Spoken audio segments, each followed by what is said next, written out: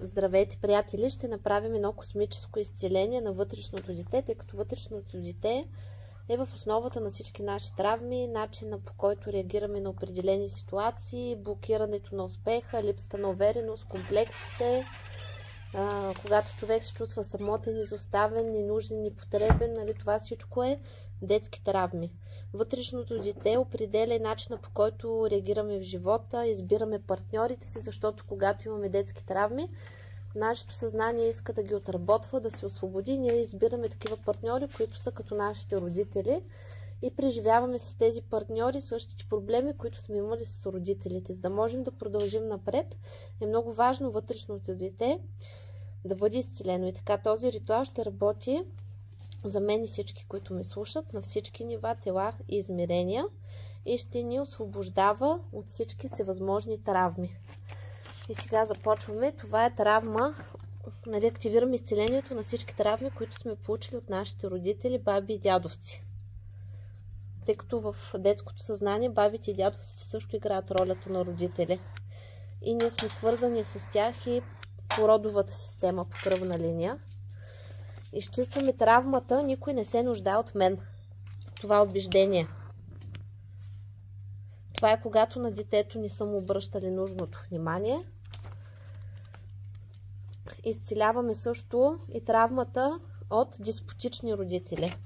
Тъй като някой път нашите родители, не знайки друг начин да се отнасят към нас или ако са нервни, са се отнасяли към нас така, както към тях са се отнасяли техните родители.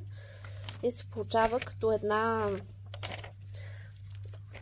поредица, като една верига от лошо отношение. Примерно, примерно аз съм възпитавана, като са ме навиквали, критикували и прочее.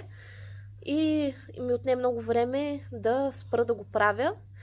А когато на човек му се проявява такава ситуация, примерно към детето, да накритикуваш, да го нахокаш, ти не го правиш с цел да го унижиш, ти го правиш с цел да го накараш този човек да се оправи. Обаче критиката и обиждането не помага на човека да се оправя, го травмира още повече. Нали, това го изчистваме. Игнориране на нуждите. Нали, травма от игнориране на нуждите, когато човек е бил лишаван от това, от което се е нуждаел, без значение физическо ли е, психическо ли е това нещо. Както и програмата не си достатъчно добър.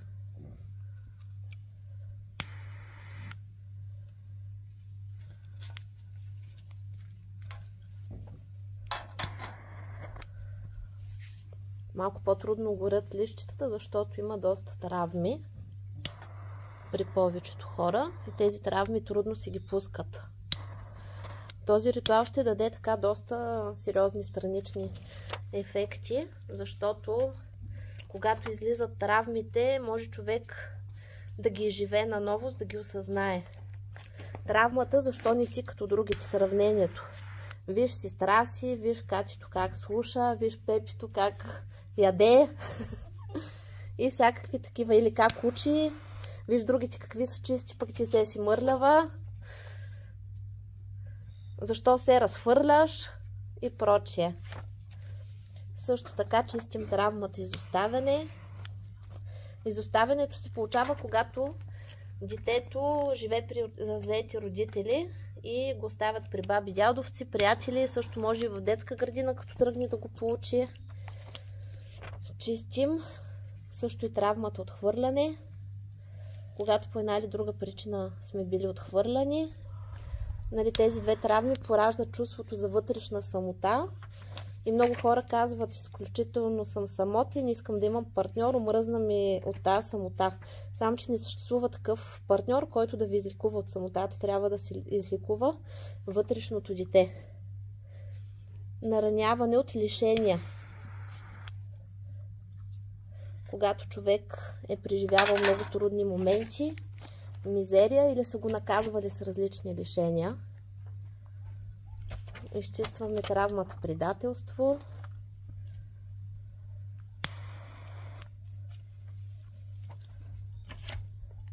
Изчистваме травмата от всякакво унижение. Изтриваме тези програми тези травми. Програмата за служване на любов. Това е когато са ни карали или са ни казвали: ти си лошо дете, няма да те обичам, ще оставя, ще те вземе циганката и прочее. Нали, това такава травма се получава. Или защо нямаш шестица, пък имаш петица. И недоволство на самия родител от това, нали, че човек не е достатъчно добър и не покрива неговите очаквания. Чувство за малоценност изчистваме. Когато човек не се чувства достатъчно добър, те травмите си върват навързани. Като маниста се навързват. И чистим емоционалното засядане. Човек много често засяда в една травма и я повтаря като грамофонна плоча. Нали, мисли я, укорява, не може да прости на себе си и на другите. И му се повтарят едни и същи събития в живота, защото той е заседнал и го карат да ги оправи нещата. Също така програмата повтаряне на цикъл от страданията, когато човек върти една и съща плоча и му се повтарят едни и същи събития, за да страда. Емоционалните реакции изчистваме. Това е когато човек прекалено емоционално реагира на всичко в живота. Нали, когато живее през травмите и няма реална представа и преценка на ситуациите. Чистим всички детски обиди, които може да сме получили, от който и да е, по какъвто и да било начин. Чувството за безсилие изчистваме. Слабост, безнадежност, липса на вяра в собствените възможности,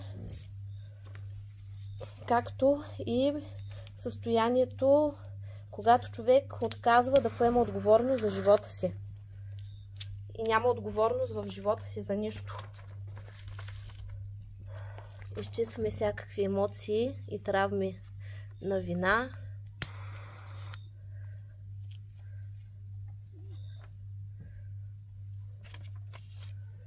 Всякакви емоции и травми на гняв. Както и в поведението, нали, когато това се изчисти, човек става много по-равновесен и много по-спокоен.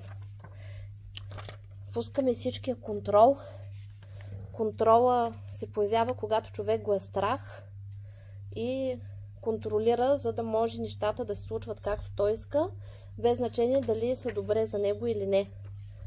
Така, уязвимост, когато човек се чувства раним, уязвим, изчистваме. Липса на любов, изчистваме всичката тази липса като травма. Примахваме себе нараняване, когато човек сам се наранява и се унижава и се обижда. Изчистваме всевъзможни хранителни разстройства, които се получават следствие на травми и опити за запълване на емоционални празнини или желанието на човек да изчезне. Депресия. Нали, защо е важно да чистим вътрешното дете? Защото нашето дете, физическото отражение на вътрешното ни дете.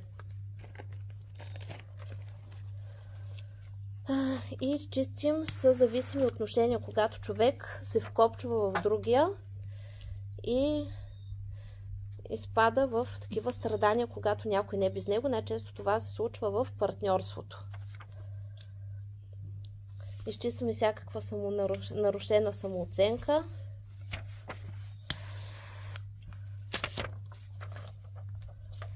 Антисоциално поведение, когато човек не може да се вписва в обществото, няма приятели, не го одобряват, отхвърлят го. Нарушена социализация изчистваме. Интеграция. Забавено психоемоционално развитие, когато човек примерно е на 30 години, обаче е заседнал на 5. Или има поведение на 15 годишен. Затруднена концентрация изчистваме. объркване при изпълнение на задачи. На някои хора им е трудно да изпълняват задачи, винаги са объркани, винаги имат трудност в това да осъществяват нещо. Изчистваме всякаква психосоматика по тялото.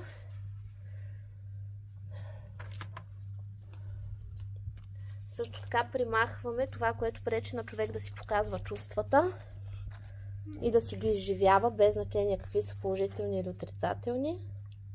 Изчистваме травми от насилие и тормоз, които може да има човек в живота си, в детството си най-вече. Всякакви програми на срам от себе си, срам от другите, срам да се покажеш, да се изявиш, както и програми на стеснителност. Примахваме програми на несигурност във всички направления и активираме програмите на ново начало, така че на човек да му се промени живота. Инсталираме нови програми.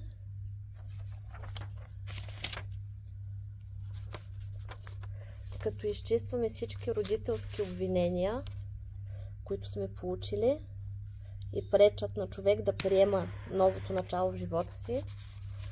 Родителски критики, учителски, родителски, всякакви. И всякакви програми на съжаление.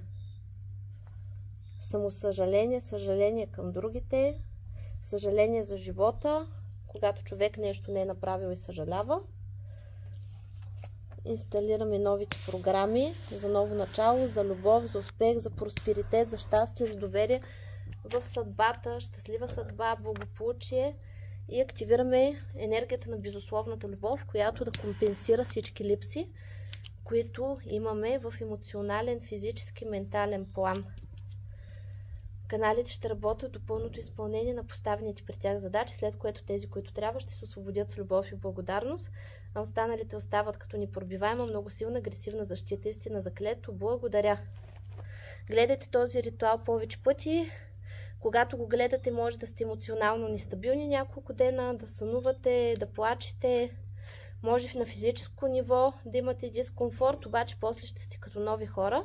И този ритуал ще ни изстреля напред и ще даде много силна положителна промяна в живота и всички сфери, които са ни блокирани по някакъв начин, ще се отблокират и ще има забързване на времето, завъртане на колелото на съдбата и много бързи положителни промени. Така че ще ви чакам с много положителни новини. Чао, чао!